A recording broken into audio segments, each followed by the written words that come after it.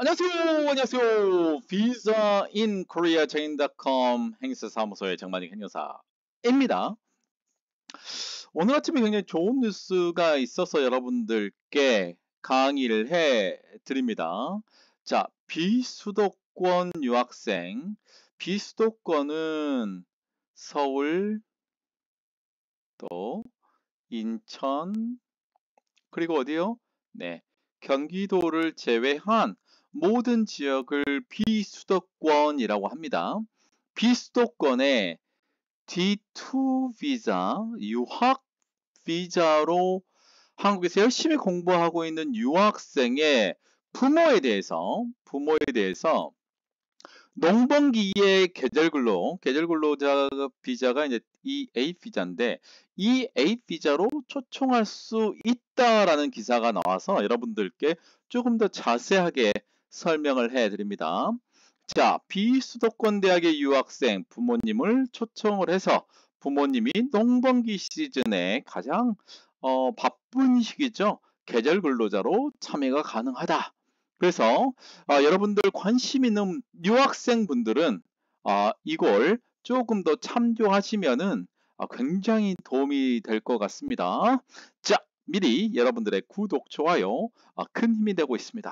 네, 본격적으로 강의를 들어가 보도록 하겠습니다. 비수도권에 열심히 공부하고 있는 D2 비자의 부모라는 거는 아버지하고 어머니 둘 다 가능하다는 얘기고요. 농번기 시즌에 계절 근로로 EA 비자로 초청을 할 수 있다라는 얘기입니다. 자, 크게 두 가지 부분이 있어요. 유학생 D2 비자의 부모의 계절 근로를 초청하는 제도가 이번에 실시가 됐어요. 원래는 계절 근로는 우리 F6 국민의 배우자의 사촌 이내의 가족들만 초청을 하는 게 원칙이었는데 이번에 조금 더 확대가 됐습니다. 그래서 국내에서 열심히 일하고 있는 우리 유학생들의 부모님도 계절 근로로 EA 비자죠. 계절 근로로 초청할 수 있는 제도가 이번에 신설이 된 겁니다. 자, 근무 지역하고 업종을 보면 비수도권이에요. 비수도권이니까 서울은 안 돼요. 그 다음에 인천광역시도 안 돼요. 그 다음에 경기도도 안 됩니다. 그래서 서울, 인천, 경기도를 제외한 모든 지역에 외국인 계절근로 참여 지역의 계절근로 허용 분야에서 부모님, D2 비자의 부모님이 와서 일을 할 수가 있습니다. 유학생이 소속 학교와 동일 지역에서는 이제 지방자치단체 기준으로, 광역지자체 기준으로 이제 부모님을 초청해서 일을 할 수가 있게 되는 건데요. 자, 추천 요건을 보겠습니다. 비수도권 대학에서 유학생에 대한 요건이에요.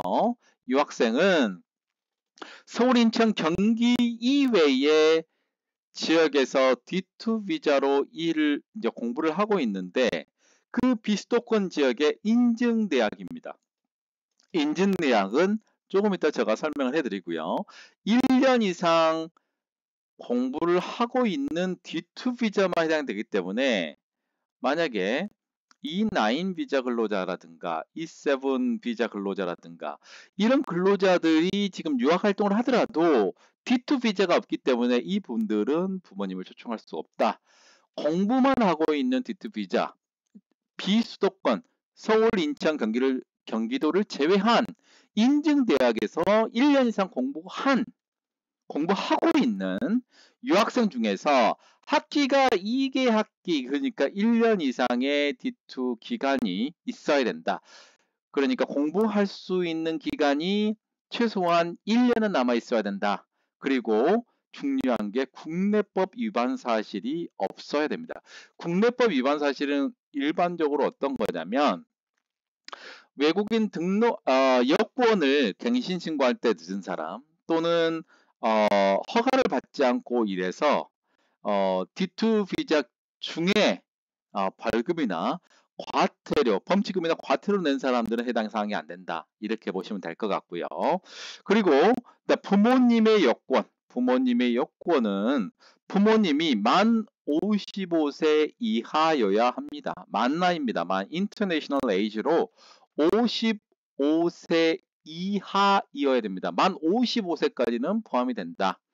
그리고 건강상의 문제가 없어야 되기 때문에 추후에 제가 설명하겠지만 건강 진단서도 제출해야 됩니다. 그리고 범죄 경력도 없어야 됩니다. 조금 이따 제가 준비서류 목록에서 설명을 해드릴게요.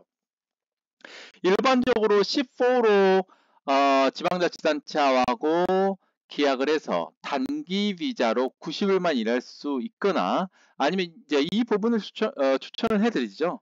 이제 이 A 비자로 받고 와서 플러스 3개월을 더 이제 하는 방법. 이런 두 가지 방법인데 이 A 비자로 추청해서 총 8개월 동안 일하는 게 낫겠다. 이런 부분으로 제가 설명하고요. 지자체 간의 계절 근로의 업무 협약 MOU 협력 방안은 특정 지방자치단체와 계절 근로 업무 협약이 체결하였으나 송출구 국내 사정으로 인해서 국내 도입 인력이 원활하지 않는 경우 이미 체결된 다른 지방자치단체의 업무 협약을 활용을 해서 조금 더 간이한 방식으로 인력을 도입한다고 합니다. 기본적인 절차들은 제가 설명을 해드리자면 유학생 거주하고 있는 이제 지방자치단체에 계절근로 신청을 합니다. 계절근로 신청을 할 때 이제 중요한 것들이 이제 추후에 절차들이 있는데 그거는 제가 준비서류는 조금 더 설명하고요. 유학생이 자 우리 어머니 아버지가 들어와서 농번기 농번기 때 굉장히 바쁠 때 와서 일을 하고 싶습니다. 그래서 이제 고용주를 매칭을 시켜주고요. 그 유학생 부모하고 근로계약을 체결합니다. 그 다음에 사증 발급 인정서가 있어요. 사증 발급 인정서를 이제 지자체에서 출입국에 신청을 하게 되는 거고, 이제 허가가 되면 어떤 게 나오냐면 사증 발급 신청서가 나와요. 그 사증 발급 신청서에 이제 허가된 번호가 나오거든요. 그거를 유학생 부모에게 이메일 등으로 보냅니다.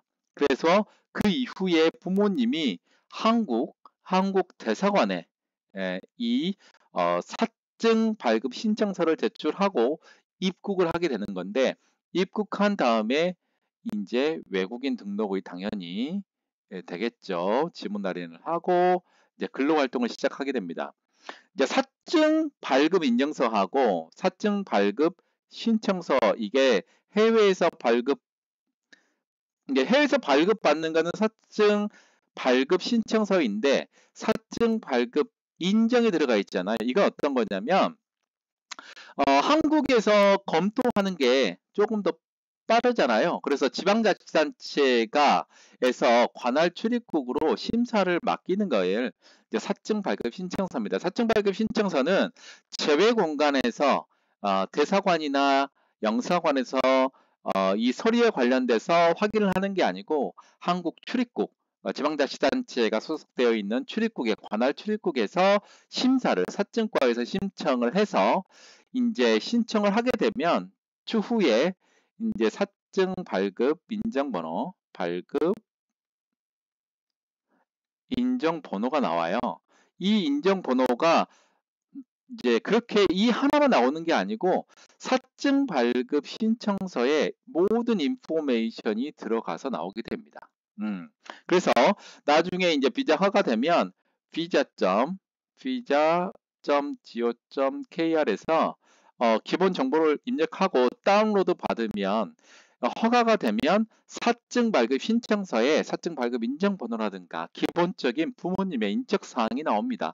부모 2명이 오시게 되면 사증 발급 인정번호가 2개가 나오게 되는 거잖아요. 그러니까 2개를 다운받으시면 되고 사증 발급 신청서는 지방자치단체 관할 출입국 사무소에 신청하게 되는데 그때 부모님의 여권 사진 및 사진은 여권용 사진 3.5cm 곱하기 4.5cm 그리고 흰색 배경이어야 돼요.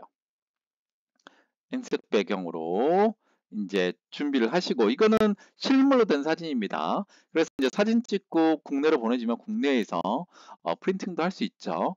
유학생 외국인 등록증, 그 다음에 재학 증명서, 지금 학교를 계속 다니고 있다는 거, 그리고 본인의 출생 증명서와 가족관계 증명서, 그 다음에 표준 근로계약서는 또 어머님이, 아버님이 이제 여기 고용주하고 계약한 그 부분에 이제 사본을 제출하는데, 출생증명서하고 가족관계증명서, 해외에서 발급되는 모든 서류들은, 자, 한국 대사관에 뭘 해야 된다고요? 영사 확인을 받아야 됩니다. 영사 확인.